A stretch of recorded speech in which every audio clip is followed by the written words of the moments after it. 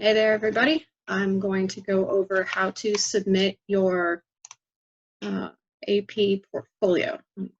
Switch over here to screen share. All right, there we go. So I am getting ready to post this to our Google Classroom page. This is the portfolio submission instructions. Your first step, of course, is to watch this video, which you are doing right now. Congratulations. All of the information that comes that I'm giving you now comes from this website linked below right here, titled Updated April 2020 Student Directions for Using the AP Art and Design Digital Submission Web Application Students. It's a really long title. So, like we've talked about before, they're only going to be judging 10 out of the 15 slides for sustained investigation and 3 out of the 5 for selected works. But what they're requiring you to do is upload placeholder images into the corresponding locations. So I have downloaded the placeholder images for you and put them on our Google Drive folder, which is linked right here under placeholder images. So if you click on that, it's going to bring you over here to our shared Google Drive eventually. And you can see here I have a folder for selected works and a folder for sustained investigation. So if you click on these folders and open them, there are 5 images here that you will need to place for slide 11, slide 12, slide 13, slide 14, and slide 15. And it's just a plain image, little document. It says, upload this image for sustained investigation, image 11. Insert NA for not applicable for height, width, you don't have depth because that's 3D only, materials, and processes. So you're going to type NA into all of those boxes. The box for height, width, material, and processes for all of these images, slide 11 through 15.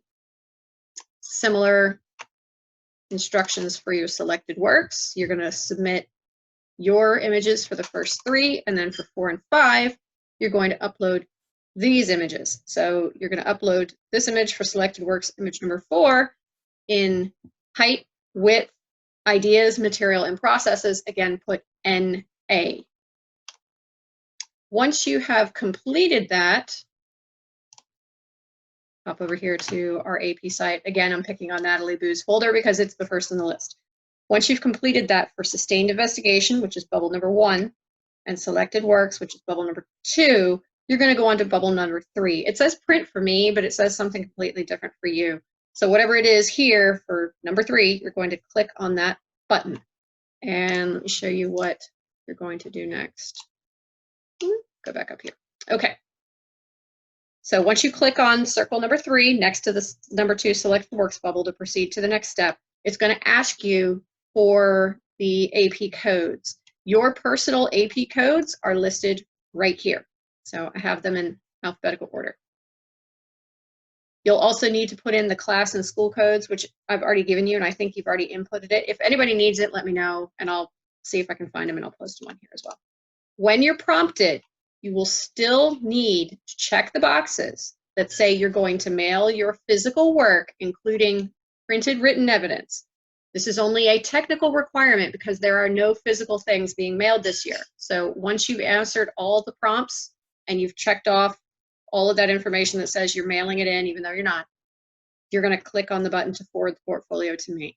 At that point, I'm going to look over it, check it to see if anything's missing, and I'll immediately let you know and forward it back to you if you need to make any changes. If not, then I can forward it on to Ms. Panzavecchia, who will double check it again, and then she will forward it on to the AP board.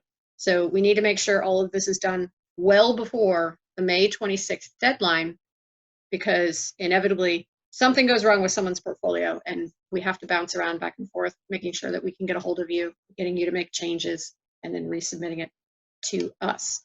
So if you have any questions about this procedure, feel free to email me right away, and I will get back to you via email, or you can come see me in my Zoom office hour between 12 and 1 every day.